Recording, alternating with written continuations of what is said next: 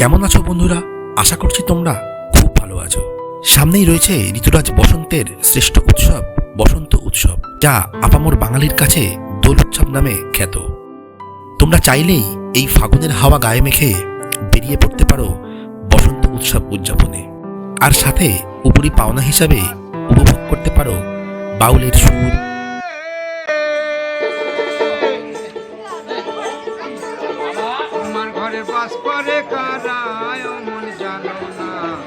রাঙা পলাশ এবং ফাগুনের পাতাঝরা গাছ।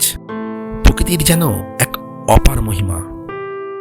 তো চলো এপিসোডটা শুরু করা যাক। তো এই ভিডিওতে আমি তোমাদেরকে জানাবো তোমরা বসন্ত উৎসব উদযাপনে কোথায় যাবে, কিভাবে যাবে, কি কি ঘুরে দেখবে এবং তার জন্য খরচ বা কত হবে, সমস্ত ডিটেলস থাকবে এই ভিডিওতে। প্রথমেই বলি কোথায় যাবে। এবারের বসন্ত উৎসব উদযাপনে পাড়ি দিতে পারো পশ্চিমবঙ্গের এই বাউলের প্রদেশ বীরভূম জেলার বোলপুর শহরে। এই বোলপুর নামটার সাথে অঙ্গাঙ্গিভাবে জড়িয়ে রয়েছে বিশ্বকবি রবীন্দ্রনাথ ঠাকুরের নাম, যা বাঙালির কাছে বড় আবেগের। রবি ঠাকুরের স্মৃতিবিজড়িত শান্তিনিকেতনের এই বসন্ত উৎসব শুধু যে একটা উৎসব তা কিন্তু নয়। এই বসন্ত উৎসবের সঙ্গে জড়িয়ে রয়েছে শান্তিনিকেতনের নানান ঐতিহ্য এবং সংস্কৃতি। এবারে বলি কিভাবে তোমরা যাবে শান্তিনিকেতনে।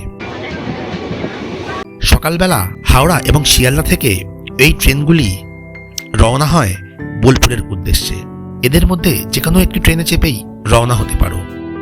কলকাতা থেকে শান্তিনিকেতনের দূরত্ব সর্বসাকুল্যে 150 কিলোমিটার মতন, যা অতিক্রম করতে এই ট্রেনগুলি সময় নেবে 2.5 থেকে 3 ঘন্টা মতন। আর যদি বন্দে ভারতের কথা বলি তাহলে তো 1.5 ঘন্টার মধ্যেই তোমরা পৌঁছে যাবে কলকাতা থেকে বোলপুর। এবারে বলি টিকিটের ব্যাপারটা। যদি তোমাদের টিকিট না কাটা থাকে এই ফেজে আর কিন্তু টিকিট পাওয়া যাবে না, তাই তৎকালই একমাত্র ভরসা। ইভেন যদি তৎকালও তোমরা না পাও সেক্ষেত্রে অগত্যা জেনারেল কম্পার্টমেন্টে করেও কিন্তু তোমার যাত্রা সম্পন্ন করতে পারো। এবারে বলি কোথায় কোথায় ঘুরবেন। দেখো, বোলপুরে ঘোরার জন্য কিন্তু রয়েছে বেশ কয়েকটি উল্লেখযোগ্য স্পট। প্রথমেই বলবো স্টেশনের কাছাকাছি অবস্থিত ভুবনডাঙ্গা এলাকার কথা। ভুবনডাঙ্গা এলাকায় রয়েছে বিশ্বভারতী ক্যাম্পাস। যদিও ক্যাম্পাস চত্বর জনসাধারণের জন্য অবাধ প্রবেশ নিষিদ্ধ রয়েছে এবং ক্যাম্পাস চত্বরের পাশে রয়েছে পৌষ মেলার মাঠ, আরও রয়েছে নোবেলজয়ী অমর্ত্য সেনের বাড়ি, সৃজনী শিল্প গ্রাম, বল্লভপুরের ডিয়ার পার্ক ইত্যাদি। এবং স্টেশন থেকে একটু দূরে খোয়াই রোডের দিকে রয়েছে বেশ কয়েকটি উল্লেখযোগ্য স্পট, যার মধ্যে রয়েছে আমার কুটির সোসাইটি, যার পাশ দিয়ে বয়ে গেছে এই কোপাই নদী, রয়েছে প্রকৃতি ভবন মিউজিয়াম, আরও রয়েছে 34 ফিট বুদ্ধ মূর্তি, রয়েছে শালবনি, পলাশবনি, যদিও পলাশবনি নামটি পরিবর্তিত নাম, এবং সর্বসাকুল্যে রয়েছে সোনাঝুরি হাট। এবারে বলি এই বসন্ত উৎসবে এসে তোমরা কিন্তু এই সমস্ত জায়গায় একদমই ঘুরতে যাবে না, কারণ এই সময় গাড়ি ভাড়া আকাশ ছোঁয়া এবং ভিড়টাও কিন্তু খুব জমজমাট। তাই এগুলো ঘোরার জন্য একদিন 2 রাত্রির একটা প্ল্যান আলাদাভাবে করবে। তার জন্য একটা সেপারেট ভিডিও খুব তাড়াতাড়ি চ্যানেলে আসবে। সেই ভিডিওতে আমি দেখাবো আমরা কিভাবে 1 রাত 2 দিনে শান্তিনিকেতনের সমস্ত জায়গাগুলো ঘুরেছিলাম। তো সেই ভিডিওটা দেখতে চাইলে অবশ্যই চ্যানেলটিকে সাবস্ক্রাইব করে রাখো, কারণ ভিডিওটা পোস্ট হওয়া মাত্রই যাতে তুমি নোটিফিকেশনটা পেয়ে যাও।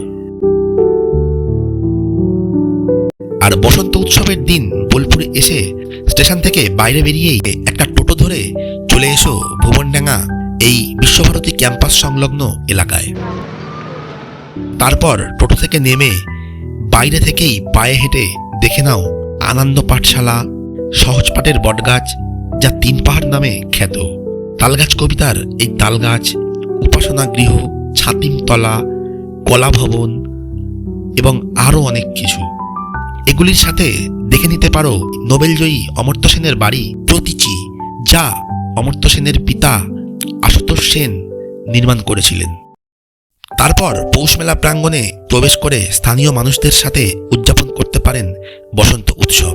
তারপর এই ভ্রমণডাঙ্গা থেকেই লাঞ্চ কমপ্লিট করে একটা টোটো ধরে প্রকৃতির শোভা দেখতে দেখতে চলে এসো এই সোনাঝুরি হাটে।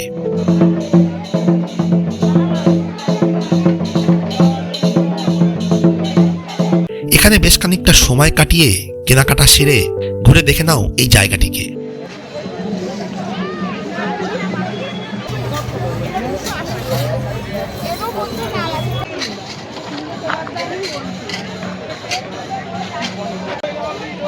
তারপর হাট থেকে বেরিয়ে একটা টোটো ধরে সোজা চলে এসো বোলপুর স্টেশনের কাছে। হাতে সময় থাকলে দেখে নাও স্টেশনের পাশে অবস্থিত এই রেল মিউজিয়ামটাকে। তারপর একরাশ ভালো লাগাকে সঙ্গী করে বিকাল অথবা সন্ধ্যায় কলকাতাগামী যে কোনো একটি ট্রেন ধরে এগিয়ে চলো বাড়ির পথে। তো আশা করি ভিডিওটা তোমাদের ভালো লেগেছে। তো এই ট্যুরটা করতে একদিনে কত খরচ হতে পারে কলকাতা থেকে কলকাতা একজনের জন্য, তার একটা বিবরণ আমি এখানে দিলাম, এটা তোমরা দেখে নাও। ভিডিওটা এখানেই শেষ করছি। সবাই খুব ভালো থাকো আর অবশ্যই না থেমে এগিয়ে চলো। Thank you.